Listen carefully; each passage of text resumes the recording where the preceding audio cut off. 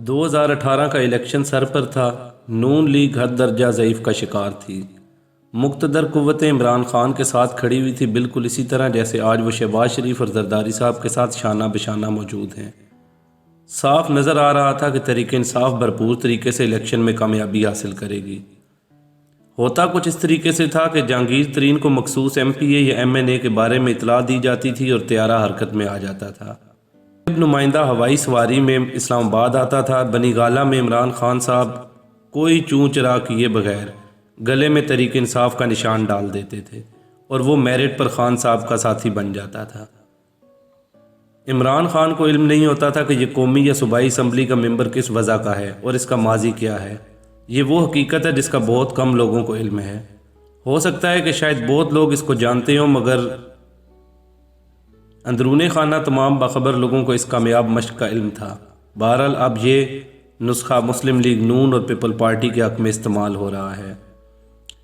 عمومی خیال تھا کہ عمران خان ایک حد درجہ کامیاب وزیر اعظم ثابت ہوں گے، کیونکہ ماضی میں جس بھی شعبے میں ہاتھ ڈالا تھا وہ بھرپور طریقے سے کامیاب ٹھہرے تھے، مگر یہ سیاست اور کارکردگی کا ریگزار تھا جس میں ان کا تجربہ بہت زیادہ نہیں تھا۔ طاقتور حلقوں کو یقین تھا کہ عمران خان ملک کی حکمرانی کا حق ادا کر دے گا۔ پر امید سی فضا تھی۔ خان صاحب نے کامیابی کے بعد جو پہلی تقریر کی وہ بھی کافی حوصلہ افزا تھی، مگر چند سمجھدار افراد کچھ مختلف سوچ رہے تھے۔ ان کے خیال میں مرکز اور پنجاب میں کمزور حکومت بنی ہے اور یہ اتحادیوں کی بساخی پر کھڑی ہے۔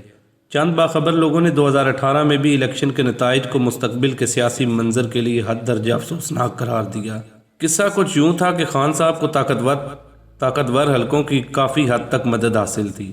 اب یہاں ایک حد درجہ سنجیدہ سوال پیدا ہوتا ہے کہ خان صاحب نے عملی طور پر جو کام کرنے تھے، کیا درست حکمت عملی سے انہوں نے ایسا کیا؟ سچ تو یہ ہے کہ بطور وزیر اعظم خان صاحب نے حد درجہ بچگانہ حرکات کرنی شروع کر دی، جس نے ہر ایک کو چونکا کے رکھ دیا۔ 2018 کی بات کر رہا ہوں، اس وقت کوئی تجزیہ کار سوچ بھی نہیں سکتا تھا کہ خان صاحب کی ابتدائی فیصلوں سے ان کے حامی حلقے کرسیوں پر بیٹھے ہوئے پہلو بدلنے لگے ہیں۔ پہلے انتظامی غلطی، ایک ایسے اہم افسر کی تعیناتی تھی جس کو پنجاب کے متعلق کچھ معلوم نہیں تھا۔ کون سی برادریاں مضبوط ہیں، حلقے میں کون سے مقامی لوگ طاقتور ہیں، کس دھڑے کے ساتھ کیسے لوگ ہیں۔ یہ ایسی غلطی تھی جس نے خان صاحب کو سیاسی طور پر نقصان پہنچایا۔ ابتدائی دور کے عرض کر رہا ہوں، پھر خان صاحب ایسے گھیرے میں آئے کہ ان کے خیر خواہ جیسے جہانگیر ترین اور علیم خان وغیرہ دور ہوتے چلے گئے۔ جہانگیر ترین اس حوالے سے میڈیا میں بھی بات کر چکے تھے، مگر خان صاحب نے اس بات پر توجہ قطعاً نہیں دی۔ وہ اس وقت ہوا کے گھوڑے پر سوار تھے اور انتقام کی آگ میں جھلس رہے تھے۔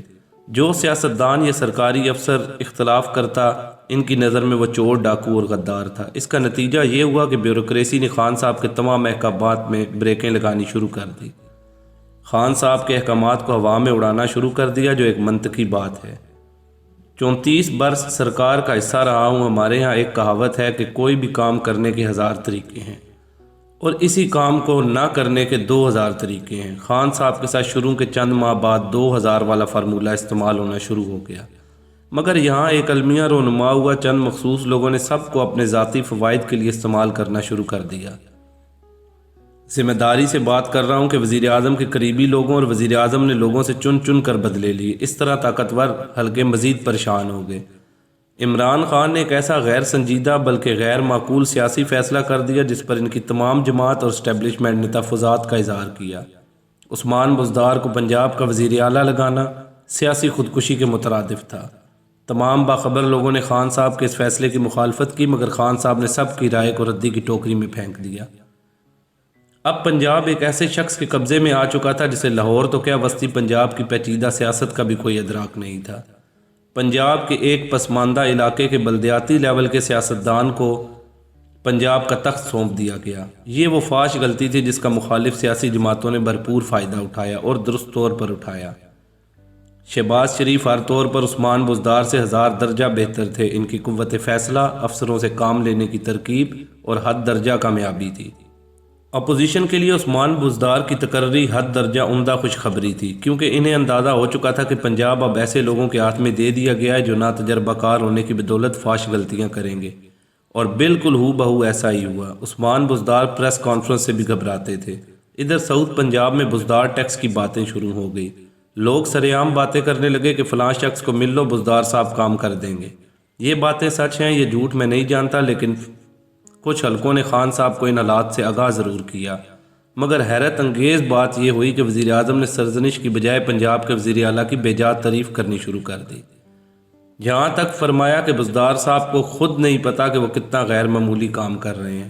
اس طرز عمل پر صرف ماتم کیا جا سکتا تھا۔ المیہ یہ بھی ہوا کہ علیم خان اور جہانگیر ترین جیسے مخلص لوگوں کو خان صاحب نے اپنے متکبرانہ رویے سے اتنا دور کر دیا کہ واپسی کے راستے بند ہو گئے۔ کیا آپ یقین فرمائیں گے کہ وزیر اعظم پاکستان جب فیصل آباد سرکاری دورے پر آئے تو حکم تھا کہ فلاں MNA کو کسی میٹنگ میں نہیں بلانا۔